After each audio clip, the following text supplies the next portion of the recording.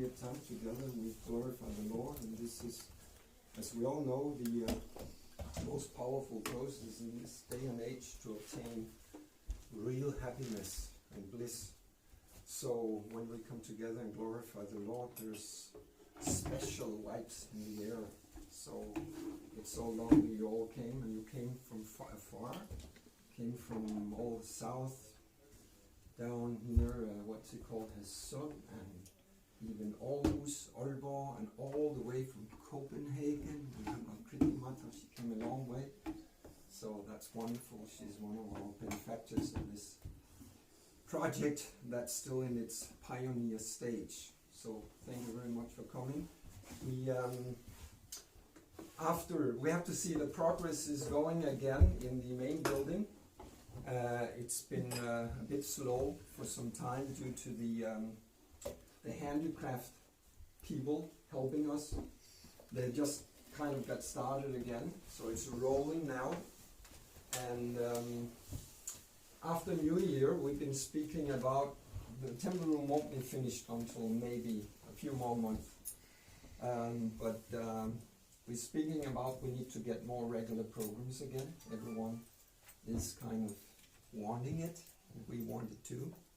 And that's reconfirmed again today by you coming here. So we've been speaking about sometime after New Year, not too long, we might start having the program Sunday feast every second Sunday.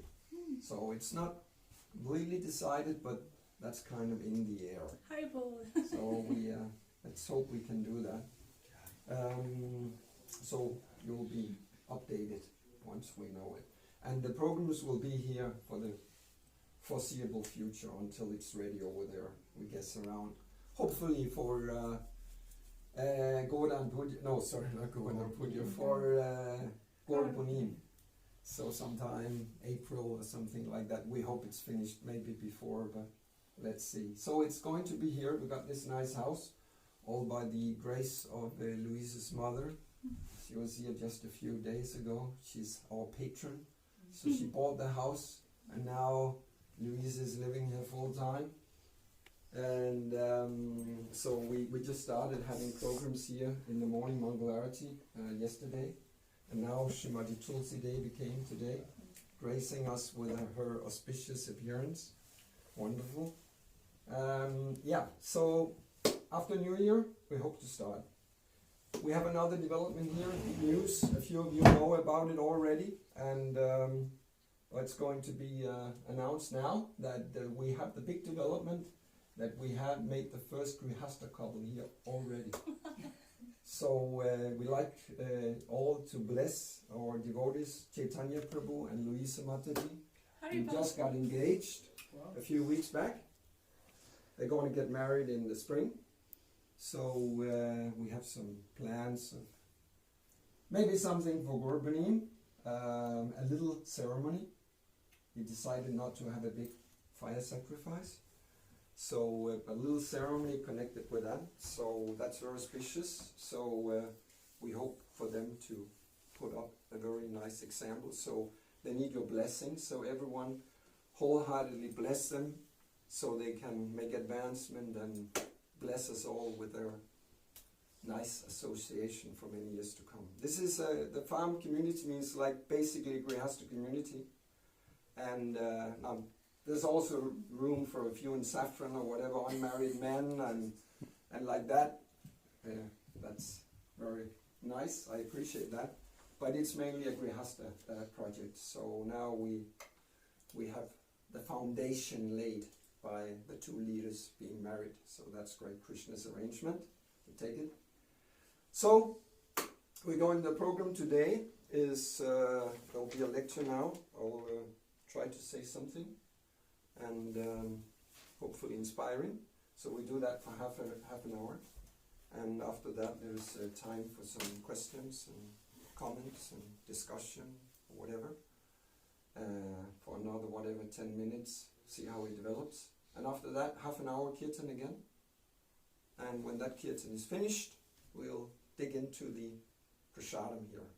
So we have the main cook, Louisa, has been cooking with the assistance of our two reverend ladies over there, Hitavali and and Akriti Matatis, and Jairam Prabhu has brought 1 or 2 preparations also, and then we have Shivananda Prabhu and his good wife. They brought a very nice thing that's already offered, right? Yeah. So we inspired them to make samosas, so we're gonna have samosas today. That's a long time, so you can thank them for that. And yeah, so thank you again for coming, and enjoy the party. Hare Krishna. Krishna, Krishna, Krishna, Krishna.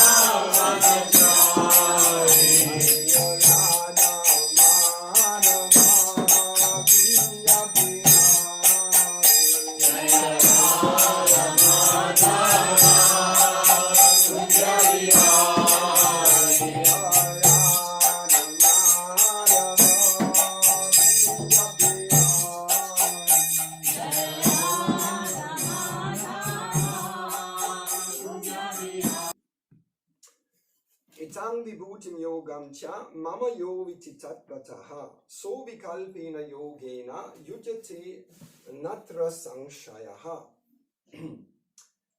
He who knows in truth this glory and power of mine engages in unalloyed devotional service. Of this there is no doubt.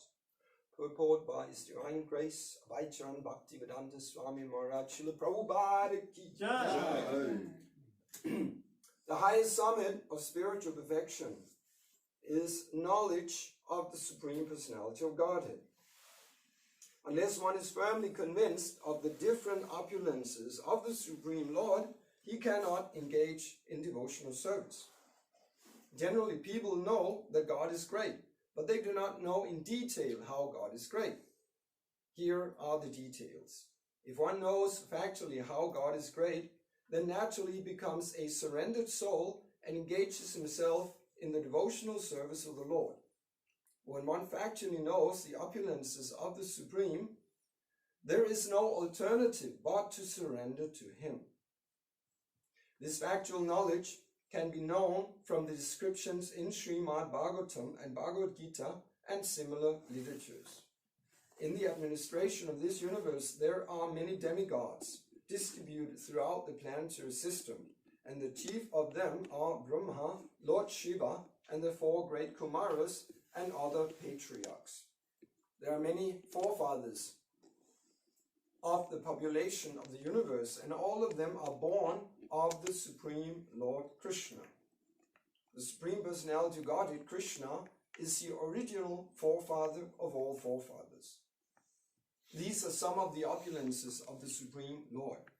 When one is firmly convinced of them, he accepts Krishna with great faith and without any doubt, and he engages in devotional service. All this particular knowledge is required in order to increase one's interest in the loving devotional service of the Lord. One should not neglect to understand fully how great Krishna is, for by knowing the greatness of Krishna, one will be able to be fixed in sincere devotional service. Etang vibhutim yogam cha mama yo vititattvataha so vikalpena yogena yujyate natra sangshayaha. He who knows in truth this glory and power of mine engages in unalloyed devotional service. Of this there is no doubt. Om Agyana Timirandhasya Gyananjana Shalakaya Chakshur Unmilitam Yena Tasmai Shri Guruve Namaha. Vandashi Krishna Chaitanya Nityanando Sahoritao Godadai Pushpamantao Chitrao Shandao Tamonadao. So this chapter is also called the Vibhuti Yoga chapter, Vibhuti, the opulences of the Lord. So the Vedas describe in detail the glories of the Lord. And actually we do not find such details in any other scriptures in the world. There are many different religious and philosophical scriptures in the world, but just by a simple comparative study, one can find out there is nothing that even gets close to the knowledge of the Supreme as given in the Vedas. Here Srila Prabhupada mentions in the purport, Bhagavad Gita and Srimad Bhagavatam. So Bhagavad Gita, there's so much knowledge of Krishna, the Supreme Personality of Godhead, verse after verse. And this is only the ABC. But if we go to the Srimad Bhagavatam, we find so much more elaborate knowledge of the Supreme Lord, of his different avatars, his Guna avatars, his Manvantara avatars, his Purusha avatars, his Leela avatars, so many different forms of the Lord. It's given in detail. You do not find that in any other scripture. And this is not just like a dogmatic or fanatic statement of someone who's ascribed to this particular process. No, you just simply make a comparative study. You can't find it. Like the knowledge given of the Supreme in the Bible or in the Quran, it's very, very limited. So even in the Bhagavad Gita we find so much knowledge. And as stated by Srila Prabhupada in the purport, unless one is firmly convinced of the different opulences of the Supreme Lord, he cannot engage in devotional service. So devotional service is the means and the end in itself. It's a mean to obtain the ultimate perfection in life. So we all want to attain the deepest satisfaction, deep pleasure and love, unbounding love. That's what we all want. And in order to get that, the process is to engage in the service of the Lord. We know that throughout the Bhagavad Gita. yoginam apisarvesham matgatena antaratmana. Of all the yogis, all the different processes, the greatest yogi is he who engaged in bhakti unto me.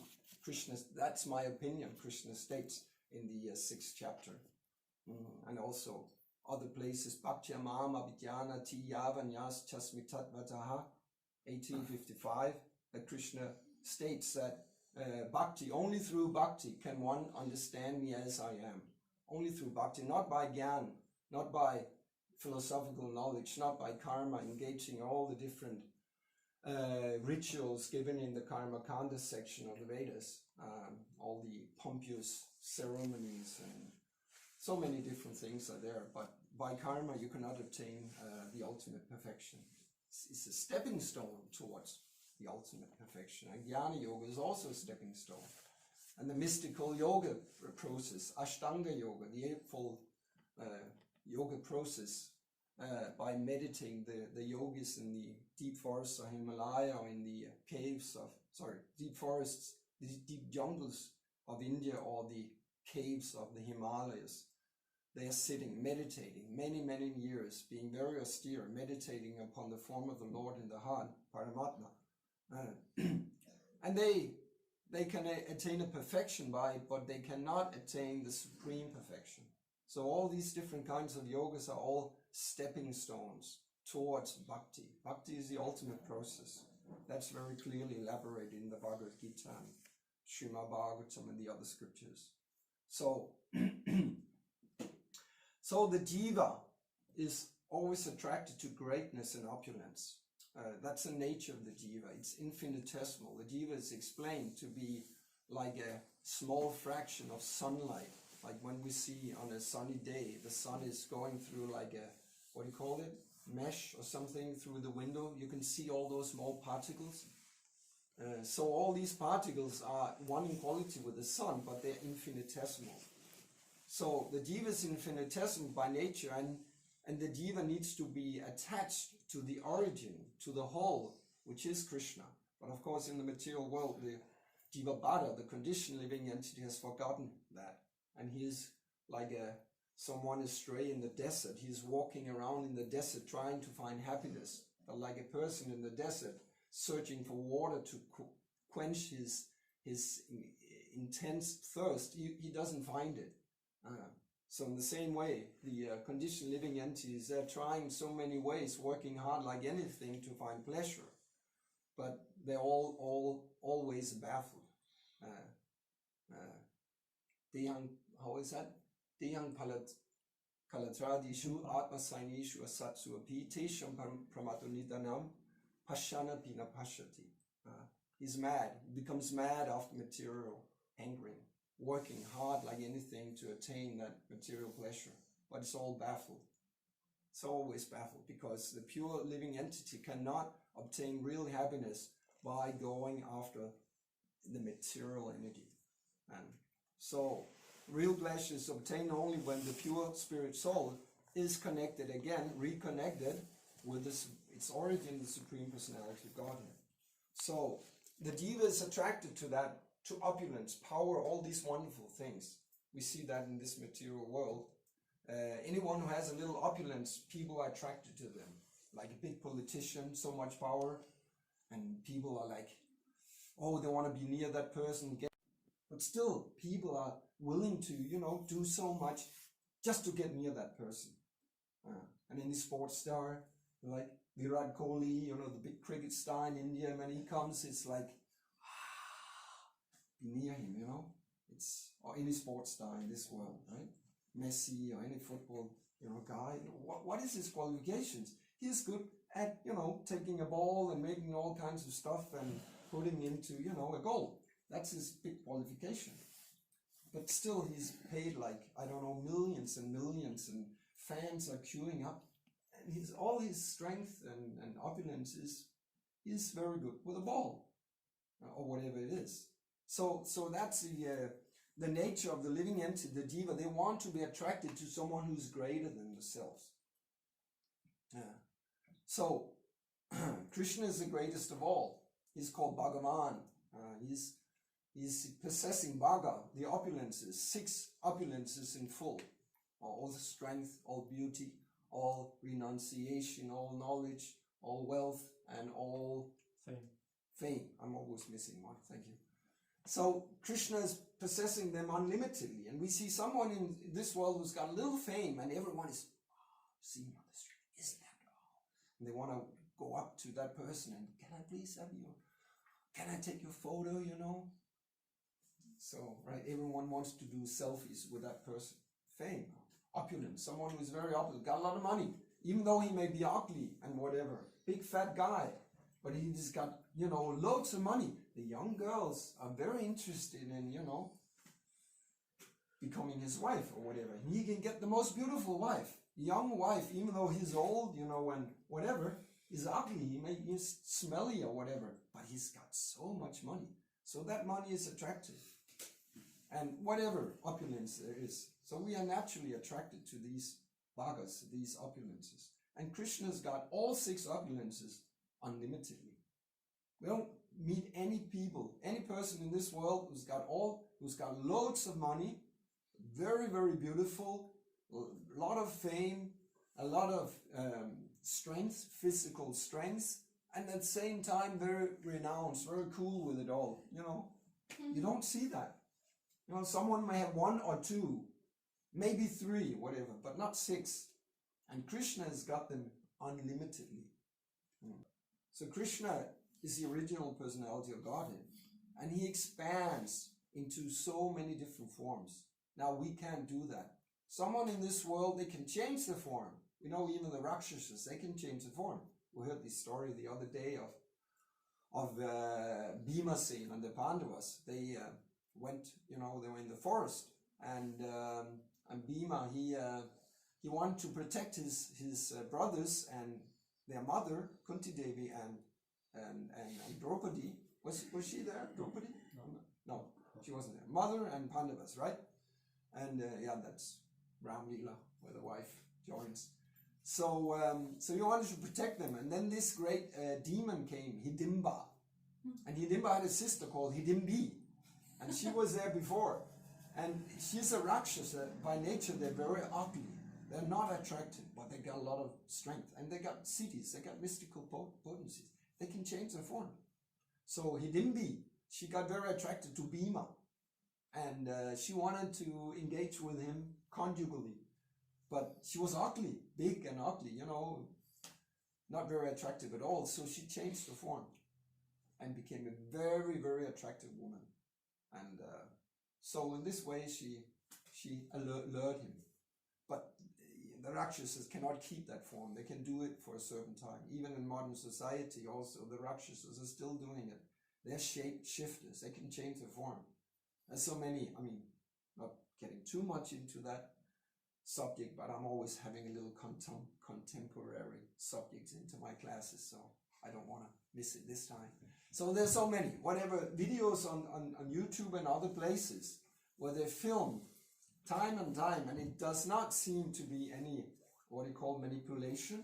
You actually see like news speakers or famous person. I saw a clip the other day with the CEO of Pfizer or something like that. And then they film it, and then there is a little shift. The film takes, something happens to the eyes of the people. They kind of change, like they become like the eyes of a snake. Just for a minute you see this, like, you know, the eyes, they can do this, the, what do you call them? Pupilla? What are they called in English?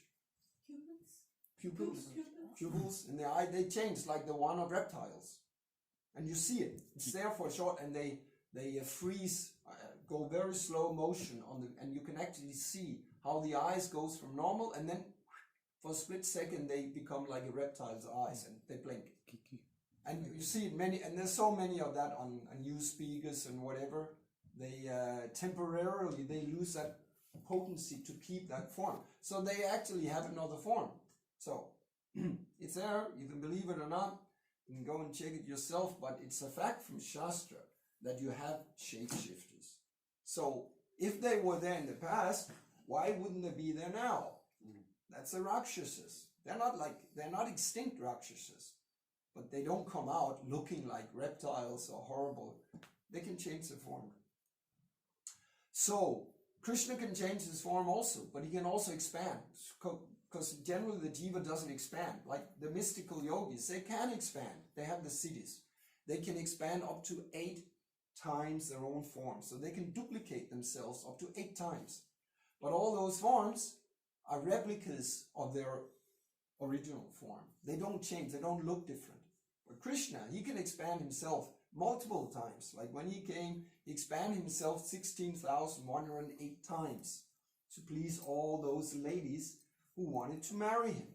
And they all looked the same, but they did all kinds of different things. We heard how Narada Muni from the Krishna book, he wanted to check out what Krishna was doing in all these forms. So he went to all those different palaces in Dwarka, and in each and every palace, Krishna was doing something different. And then when he entered, he came out in the morning, he was to go to the assembly house, what's it called? Anyway, that assembly house built by Vishwakarma, I forgot the name of it.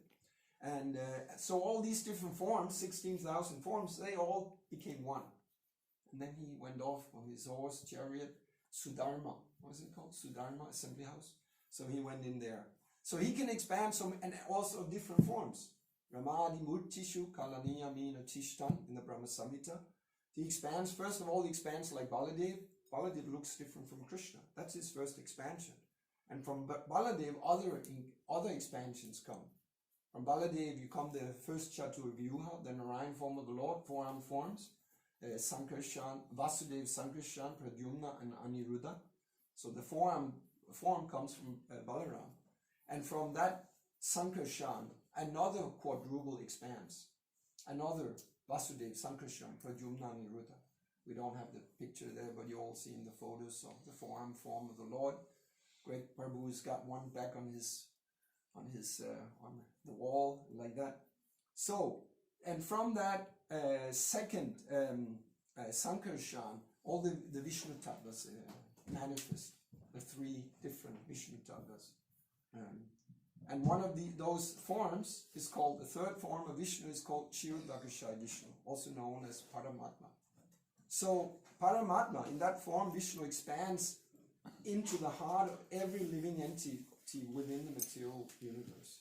Every single, even the smallest microbe, Krishna is there as Paramatma, as Kshirodakashayi Vishnu. He's there besides the Jiva. So he's also there in Shvetadvipa in his kind of the form of Kshirodakashayi Vishnu. He's there being worshipped on the ocean of milk, but then he manifests in every single person in this world, and not even in all living entities, but even in the atoms. How can we comprehend that? Now we sit here, we got the people here, we got Shivananda, we got Bhakta Jakob sitting there, and Paramatma is there, right there in the heart beside them. And he's there, he's here. He's over there, sitting in our 2 Vaishnavis. Krishna is there as Paramatma, observing our thoughts and every deed. And he's even in the atom. There's nothing where Krishna isn't. There's unlimited Paramatmas in this one watch here. We can't comprehend that, because we can't see. We are covered by Krishna's Mahamaya, the external potency. So we can't see Krishna like that. But he's there in every single heart of every living entity and knows everything. So we know that throughout the Bhagavad Gita. Ishvara Sarvabhutanam Ritishir Junatishthati. Rit, in the heart, Krishna is there. How is that? Samaham Sarvabhut. No. The other verse, from he remembers knowledge and forgetfulness, it starts with Sarvashyachaham Ridi Sannivishto. Again, Ridi, in the heart. So Krishna is there, and then he is Upadrashta Anumanta. He's in the heart, he's observing us, and he is sanctioning. He's observing and he's sanctioning. Anumanta and Upadrashta. Whatever we do, he might sanction it or he might not sanction it, all according to our karma. And he's observing everything. That's why when you're actually Krishna conscious, understanding that whatever little thing we are doing, Krishna is there observing it. So knowing that, how can we engage in activities that are binding us to suffering?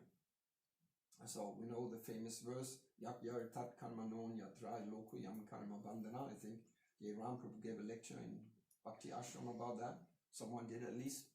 And Yakya has to perform. We have to dovetail our activities for the pleasure of Krishna.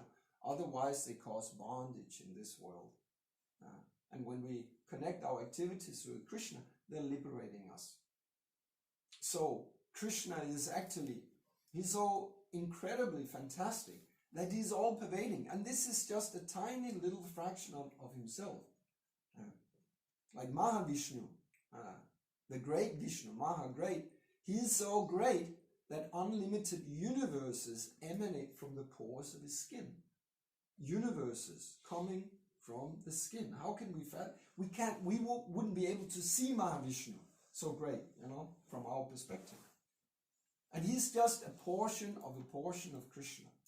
So once we understand all these things, we can become attracted to Krishna. And that's what we have to do. Like Srila Prabhupada explains here a few times in the purport, also at the end. One should not neglect to understand fully how great Krishna is, for by knowing the greatness of Krishna, one will be able to be fixed in sincere devotional service. So we have to understand Krishna's greatness to become fixed on the path of liberation. So it's very important. So how do we understand that? Well, we study the Shastra and we discuss the Shastras in the company of devotees. Katayantas chamam, how is that? Katayantas chamamiva nityam tushanticha ramanticha nityam. Yes. So constantly we have katha about Krishna, hearing about him in the association of devotees, and that katha, that those sound vibration are even more powerful than if we do personal study. Satatam kirtayanto mam, continuously glorifying Krishna, either by kirtan like we did, his holy names, or by speaking about him. It's like us, we love if someone is speaking about us favorably, right? Oh, you heard that thing about, Gitami, what she did, she made those samosas, they were just incredible. I think Shivananda helped a little bit also. And we like that, they're so good at prasadam, and they come with this prasadam, and we love that. We love hearing that, whatever it is, right? Our glories are chanted. We may, as devotees, kind of like, I'm just lower than worm and stool, don't. But we have a pleasure in the heart when people are speaking about us, right? So Krishna is a person. He loves that too. So when we discuss his qualities, his leelas, his holy name, Krishna finds pleasure in it, and he is observing it. It's not like he is like billions and trillions of kilometers away. He's right here next to us in the heart as Paramatma. And then the mystical link is there because Paramatma is Krishna, but in another form. He's also Ramchandra. He's also Nrsimhadev. That's Krishna's mystical potency. So he is fully aware of when we talk about him, when we glorify him. So when we do it with a heart, like the wonderful kirtan we had just before, when we really do it with the right consciousness, I'm doing this to please Krishna. I'm not doing it just to milk some nectar. When is the nectar coming? Then it's kind of selfish, right? It's still purifying, it's still pleasing, but the attitude is very, very important. When we really want to please Krishna by doing it. Same when we chant our japa. Every morning we chant the Maha Mantra, and during the day. And when the consciousness is Krishna is here with me in his holy name, and he's here in my heart. So if I kick out all these thoughts, all these chanchalam, mana Krishna, all the, the mind is going all over the universe. If we control the mind, how is that? Prakriti kriyamanani gunai karmani sarvashaha. Verse in the first verse I learned in the Gita 6:7. For one who has conquered the mind, the super soul is already reached, and such a person has attained tranquility or peace. And for him, all the dualities of this world, heat and cold, honor, dishonor, they all get null and void. So when we can control the mind, we can be in contact with the super soul, with Krishna in the heart. So when we chant in the proper consciousness, I'm doing this to please Krishna, and Krishna is here with me right now, wherever we are. In a busy street in Bispensgade in Aalborg, walking up and down the street, Krishna is there with us in the heart. and he's looking from every single window because he's in every single atom in that glass in the window. And every single pebble on this, he is everywhere. So when we do it with that consciousness, Krishna is here, he's hearing me, my prayers, my glorification of him. And I just want that he becomes happy by me giving my heart. Because that's the only thing Krishna doesn't have. Krishna has everything. But the one thing he doesn't have, that's our love. That's the only thing we actually possess. Nothing else. Everything else is given to us. This body is given to us. Right? We can't control it. Some little disease may happen and and we're suffering, whatever. We don't control this body. It's all belonging to Krishna. It's given to us by the material energy. The only thing we actually have is our love, our independence. We can choose to give Krishna our love. And that's what we have to do all the time. And we have to understand more and more the opulences of Krishna, the wonderful qualities, the leelas of Krishna by studying the Shastra and associating with the devotees. And in this way we can become fixed in devotional service to Krishna. Thank you very much. Maybe there's some questions or comments. Chaitanya Prabhu. Could one argue that the opulence of Krishna is more like provoking or giving Aishwarya Gyan, or Aishwarya, like it would be more reverence? Yes. Whereas we are more looking for Madhurya. Yes. A good question. I was actually thinking of bringing this into the lecture also. It's a very interesting thing. I'll give something, it might be esoteric. Not everyone knows it, but it's there in the Shastra. It's there in the Jaiva Dharma by Srila Bhaktivinoda Thakur. So, yes, generally when we think of opulences, we think of Krishna's greatness. And speaking about Krishna's greatness, we are in Aishwarya mode. We're in awe and reverence. We are conscious of the Lord being the Lord and we being his servants. And there's some little distance there. It's pure love, but there's a distance knowing that, yes, Vasudeva, Narayan, whatever form of Krishna, Nishingadev, Ramchandra, this is all, there's some Aishwarya Bhav, because he's the Supreme Lord and I'm his eternal servant. But in our tradition, the main thing is, as you mentioned, it's Braj mood, the mood of Krishna. Hare Hare, Hare Rama, Hare Rama, Rama Rama, Hare Hare, Hare Krishna, Hare Krishna, Krishna Krishna, Hare Hare, Hare Rama, Hare Rama, Hare Krishna, Hare Krishna, Krishna Krishna, Hare Hare, Hare Rama, Hare Rama, Rama Rama, Hare Hare, Jai Om Vishnupad, Brahma Samrati Jaya, Sutta Sutta Shishmar Bhaya Charanarvindam, Bhaktivedanta Swami Maharaj, Srila Prabhupada ki, Ananda Kuri Vaishnava Vrinda ki, Namachaya Srila Haridas Thakur ki, Prem Sikho Shri Krishna Chaitanya Prabhu Nityananda, Shri Advaita Gadadhara Shri Vasari Gaura Bhaktivinoda ki, Shri Shri Radha Krishna Gopagopinath Shyam Kund Radha Kund ki Bhagwan ki, Vrindavanam ki, Mathuranam ki, Narottam ki, Ganga Devi Mundevi ki, Bhakti Devi ki, Tulsi Maharani ki, Rihatminanga ki, Samaveda Bhaktivinoda ki, Sadhu Sangha ki, Sadhu Sangha ki, Sadhu Sangha ki, Srila Prabhupada ki. All glories to the Samanavodis. All glories to the Samanavodis. All glories to the Samanavodis. All glories to Sri Sri Gauranga. All glories to the Srila Prabhupada.